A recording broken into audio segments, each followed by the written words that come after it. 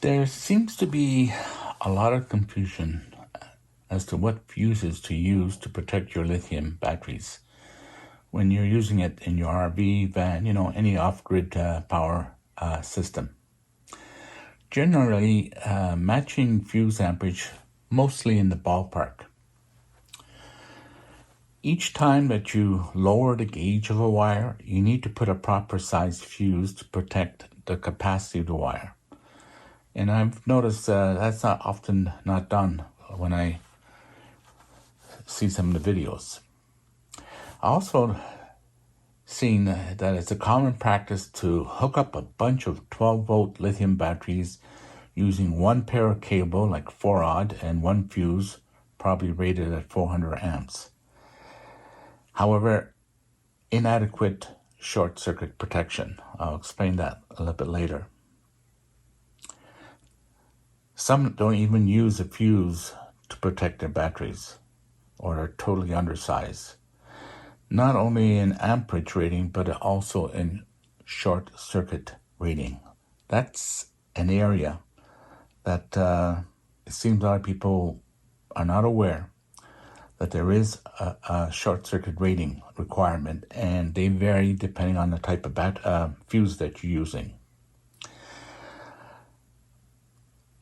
Some have this concept that the BMS will protect them from short circuit, but that's not the case. It's not a good idea, and it's not acceptable by safety standard. Yes, you do need a fuse to protect the wiring, but you also need to have the proper AIC rating, or some would refer to as IC, or AIR or IR rating. It's all the same thing, depending which country, I guess, is using. And that rating tells us what the amperage interruption current or interruption rating is. The idea of that is if you ever have a short circuit, you won't arc and cause a fire. To illustrate the danger of a short circuit, if I was to drop this on my positive and negative terminals on my lithium battery, it will turn red and melt. The BMS may or may not protect it, but a BMS can fail. And if it didn't have no other protection, like a proper fuse or whatever, that's exactly what will happen. That is how much current it will provide. To illustrate how much current it can provide, a 100 amp lithium battery will provide 1,000 amps for a period of time. A 200 amp battery will give you 2,000 amps for a period of time. So you can see the danger. Generally speaking, you can multiply the amperage of your battery by 10 to give you an idea of just how much amperage it will provide during a short circuit. Now, yes, the fuse has to not only protect the amperage supply. For example, your battery maybe can provide 100 amps, but your wire can only handle 50 amps. So you would use a 50 amp fuse, not 100 or more. Otherwise, your wire will overheat. So when you hear the statement that a fuse is to protect the wire, that is correct. Some would throw in the comment, it's not to protect the battery. Kind of true, but not quite. It needs to protect a short circuit of the battery. Like I mentioned earlier, generally speaking, 100 amp lithium will short out at 10 times of its capacity. So if it has 100 amps, it will be 1,000 amps. 200 will be 2,000. 300 would be 3,000. 400 would be 4,000. It would melt this wrench like it was butter.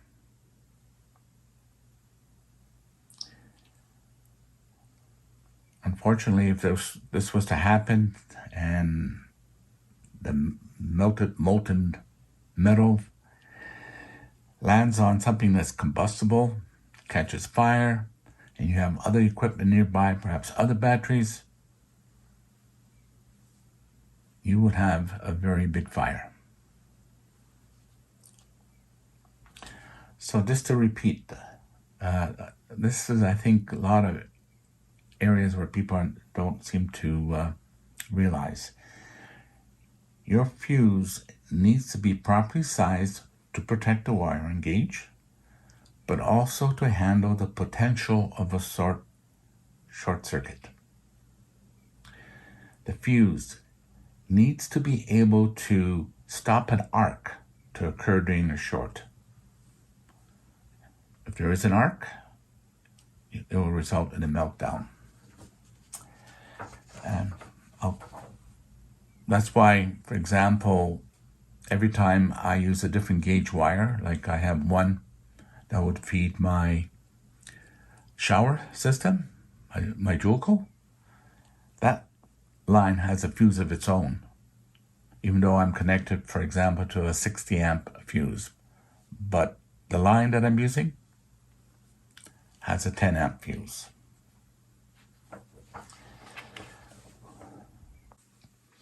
Okay, let's talk about the IC rating, referred to as interruption rating or interruption current, depending what letter you use. AIC will refer to amperage interruption current.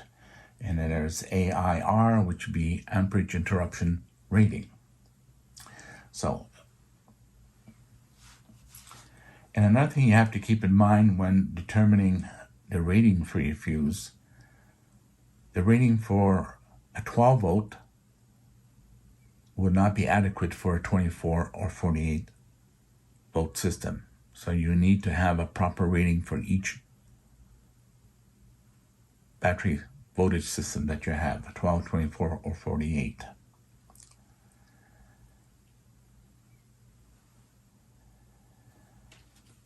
Okay. Now, let's talk about some of the fuses I got here.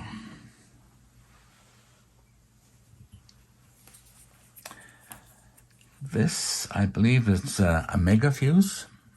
So happens to be 100. I think I have a 200 right here. The interruption rating is 2,000 amps. Okay. And this is the A&L, which I believe I have a 300 in here. It has a rating of 6,000 amps. So I have 6,000 amps here, and I believe, I forget what I have in here, probably 100 or 200, which I don't have one. So I would have 2,000 amp rating here, 3,000 here, and each one of those, I have a 200 amp, it will have a 2,000 amp rating. That's fine. However, the battery itself needs to be fused before the switch, and it should be placed as close as possible to your battery, within 7 inches.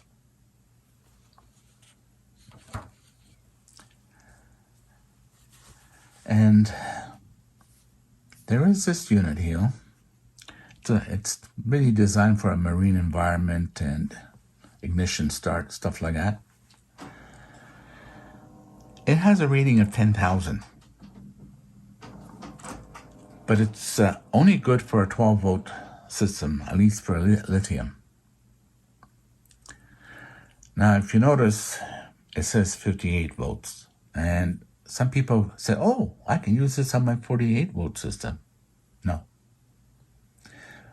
My understanding, this has to do with voltage potential between 58 and 12 volts, so you don't get the arc. You put this on a 48 volt system, you'll have an arc. What's nice with this, you basically bolt it on your terminal, on your battery, and then you hook this unit here. And this fuse is replaceable. I happen to have a bunch of 125 amp, which I would use on my 100 amp lithium batteries, which is great when you're on a boat, running an electric motor, stuff like that. I do have, I believe in between that, I have a 60 amp breaker. So for the battery and 60 amp breaker.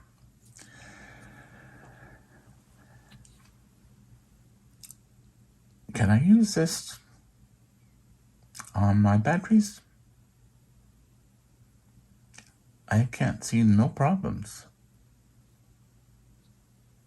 to use this. So I have a whole bunch of fuses through my whole system, which I'll show right here.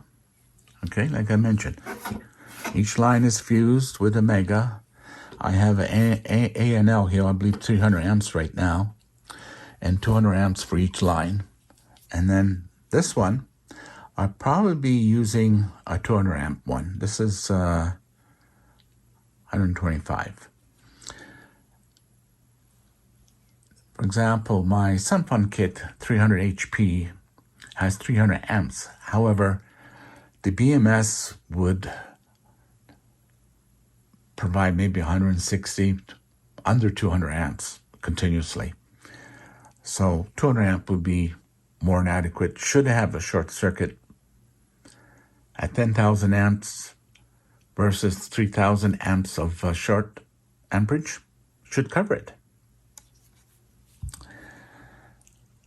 The other option I have, this is rated for 6,000. I have a 200 amp right here. I would need a fuse holder to mount on it.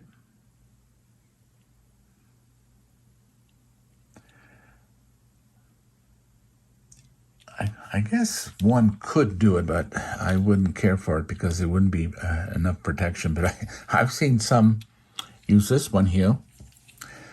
They bolted this to their battery terminal and got a lug and mounted their cable to this end. And that's the only fuse protection he has.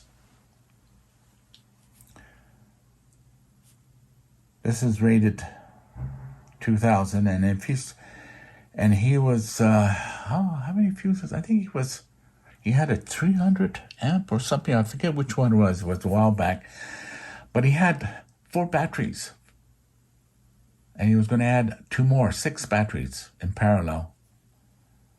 Yeah, his amperage rating was okay. He used, but if you ever had a short,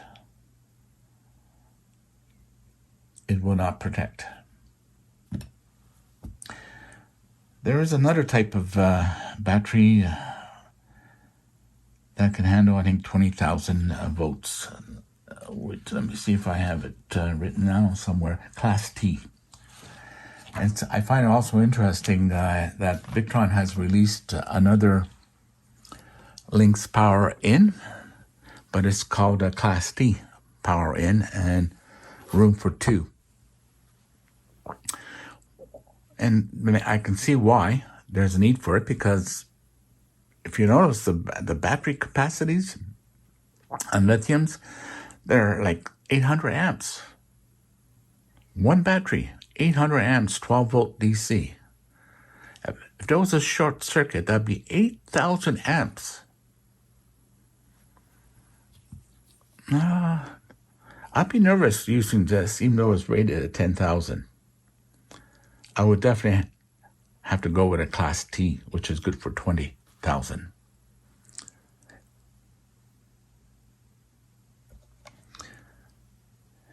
Let me just...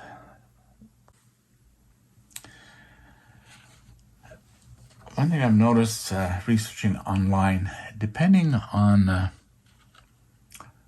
who you're checking, some of the ratings sheets that they have published, obviously not from a company, these are individuals, seems to be incorrect or in contrast, in conflict with the consensus of others. So the ones I've mentioned to you are the ones that seems to be the standard.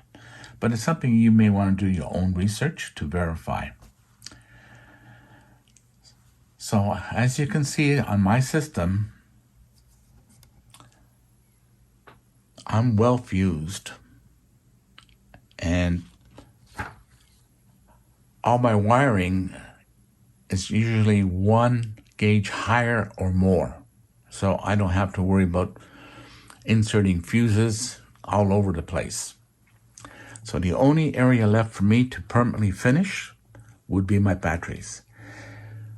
Because I'm still deciding what battery to use, like I have 100 amp batteries lithium, I have a 200 amp lithium batteries, and a 300.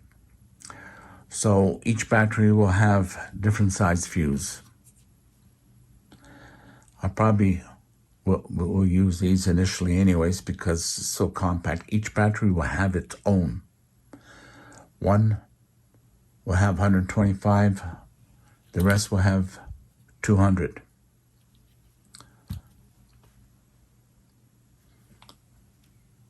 So the other option is, if this doesn't work, so far I see no reason why it won't, then I would have to go to this type of fuse, ANL, and of course I have to get a fuse holder and make up a connections so I can connect it to a battery within 7 inches. And of course, even my solar panels, even the ones I test, always have a fuse. I have 10, 20, and 30 amps. It all depends.